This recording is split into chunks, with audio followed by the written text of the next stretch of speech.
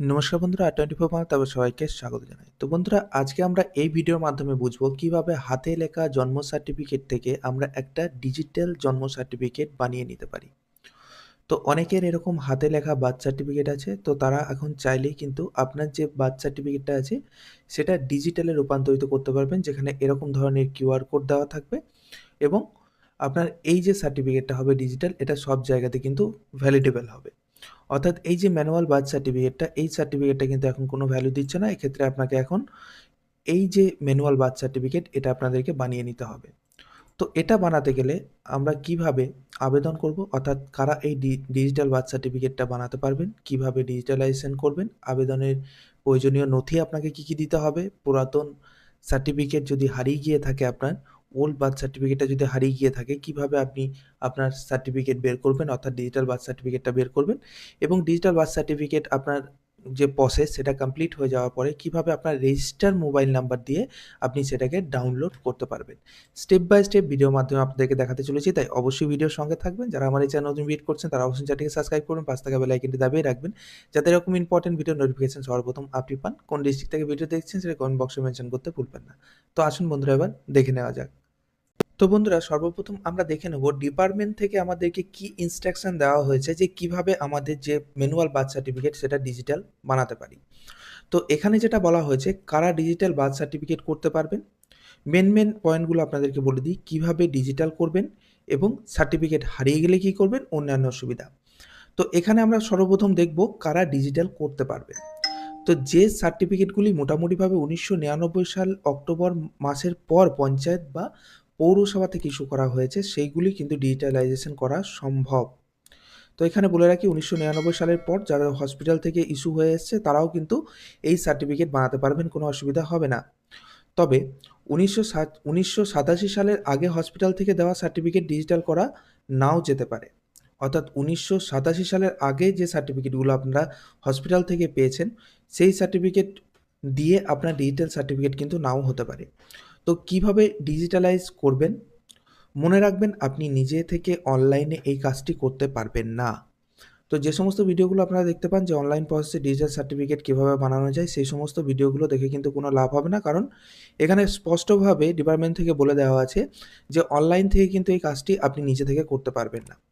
তো কিভাবে করবেন, আপনাকে আপনার আসল অরিজিনাল সার্টিফিকেট এবং পিতামাতার পরিচয় নিয়ে সংশ্লিষ্ট রেজিস্ট্রেশন অফিসে বা পঞ্চায়েত পৌরসভাতে গিয়ে যোগাযোগ করতে হবে।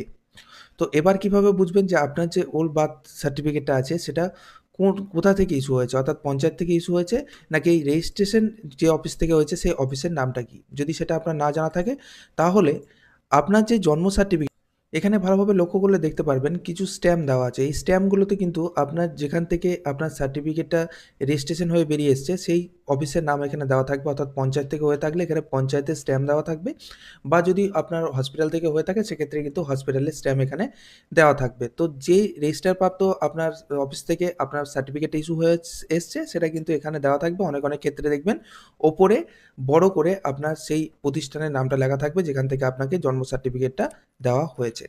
তো ঠিক এইভাবে কিন্তু আপনারা দেখে নিতে পারবেন যে কোন অফিস থেকে আপনার যে সার্টিফিকেটটা সেটা রেজিস্ট্রেশন হয়েছে। এরপর সেখানে আধিকারিক আপনাকে তথ্য দিয়ে ফর্ম নাম্বার এ পূরণ করবেন, অর্থাৎ সেখানে যাবেন, আপনার যে ফর্ম নাম্বার এটা আছে সেটা সেখানে আধিকারিক কিন্তু পূরণ করবে। তো ফর্ম নাম্বার এটা কীরকম দেখতে হয় সেটা আপনাদেরকে দেখিয়ে দিই। তো এটা হচ্ছে আপনার ফর্ম নাম্বার এ। এই যে ফর্ম নাম্বার এ, এইটা কিন্তু আপনার পূরণ করবে ওখানকার যিনি আধিকারিক থাকবেন তিনি, এবং আপনার কাছে সমস্ত তথ্য নেওয়া হবে এবং আপনাকে সর্বপ্রথম জন্ম তারিখ বলতে হবে। এখানে যে সমস্ত স্টেপগুলো দেওয়া আছে সেই অনুযায়ী কিন্তু পরপর আপনাকে বলে দিতে হবে এবং তারা কিন্তু সেটা পূরণ করবে। এখানে দেখুন, সর্বপ্রথম জন্ম তারিখ, লিঙ্গ, এখানে শিশুর নাম অর্থাৎ যার সার্টিফিকেট ডিজিটালাইজেশন হবে তার নাম, এবং এখানে দেখুন বাকি তথ্যগুলো যেরকম দেওয়া আছে, পিতার নাম, মাতার আধার কার্ড নাম্বার, পিতার আধার কার্ড নাম্বার যদি থাকে, এরপর হচ্ছে মাতার ফোন নাম্বার, পিতার ফোন নাম্বার, শিশুর জন্মের সময় পিতার ঠিকানা এবং আপনার পিতার পার্মানেন্ট ঠিকানা, এই সমস্তগুলো কিন্তু পূরণ হবে। এগুলো আপনাদেরকে ঠিকঠাক বলে দিতে হবে। তো এই যে স্টেপটা দেখতে পাচ্ছেন, এই স্টেপটাই কেবল আপনার যে ডিজিটাল বার্থ সার্টিফিকেট সেটা করার সময় পূরণ করে, বাকি এই স্টেপগুলো কিন্তু তারা পূরণ করে না, অনেক ক্ষেত্রে দেখা যায়।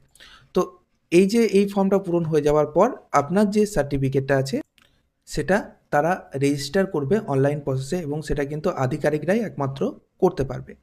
তো এরপরে কি বলা হচ্ছে, এরপরে বলা হচ্ছে সেখানে আসল পুরাতন হাতে লেখা সংশয়পত্র আপনাকে কিন্তু গিয়ে জমা দিতে হবে, অর্থাৎ সেটা আপনাকে সঙ্গে করে নিয়ে যেতে হবে এবং সেখানে আপনাকে জমা দিয়ে দিতে হবে। তাই ভালো এটাই হবে যে আপনারা সেটাকে একটা কালার জেরক্স করে আপনার কাছে রেখে দেবেন। তারপর পিতামাতার ভোটার কার্ড ও আধার কার্ড। এখানে ভোটার কার্ড ও আধার কার্ড, যদি আধার কার্ড বা ভোটার কার্ড কোনো কারণবশত না থেকে থাকে সেক্ষেত্রে অন্যান্য ডকুমেন্টস তারা যেটা রেকমেন্ড করবে আপনাদেরকে কিন্তু সেটা ওখানে দিতে হবে।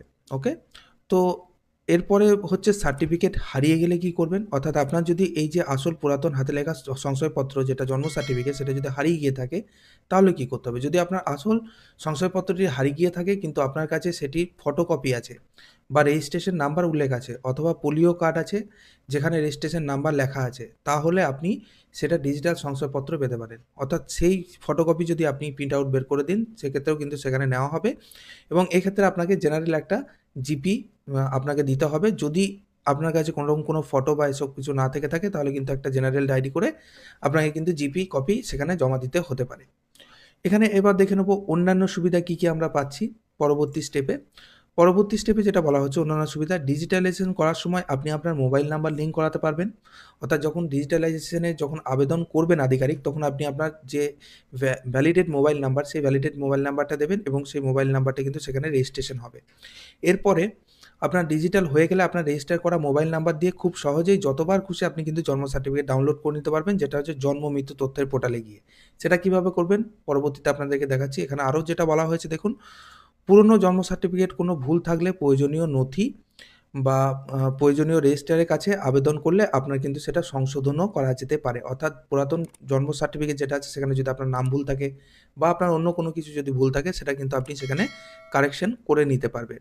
তো এই হচ্ছে সমস্ত প্রক্রিয়া কিভাবে আপনারা ডিজিটাল করবেন এবং যখন ডিজিটালাইজেশন আবেদন আপনার হয়ে যাবে, আবেদন করার পর আপনাকে একটা রিসিপ্ট কপি দেবে। সেই রিসিপ্ট কপিতে আপনার কিন্তু রেজিস্ট্রেশন নাম্বার লেখা থাকবে। সেই রেজিস্ট্রেশন নাম্বারটা নিয়ে আমাদেরকে এবার কিন্তু জন্ম মৃত্যু তথ্যের পোর্টালে যেতে হবে। কিভাবে আপনারা ডাউনলোড করবেন সেটাও দেখিয়ে দিচ্ছি। জন্ম মৃত্যু তথ্যের পোর্টাল ওপেন করার জন্য সর্বপ্রথম আপনার গুগল ব্রাউজার ওপেন করবেন। মোবাইল থেকে যদি করেন তাহলে আপনার গুগল ব্রাউজারটিকে খুলবেন, খোলার পর এখানে এসে লিখবেন জন্ম মৃত্যু। জন্ম মৃত্যু লিখে যখন সার্চ করবেন প্রথম যে লিঙ্কটা আপনারা পাবেন সেই লিঙ্কে ক্লিক করে এন্টার করবেন।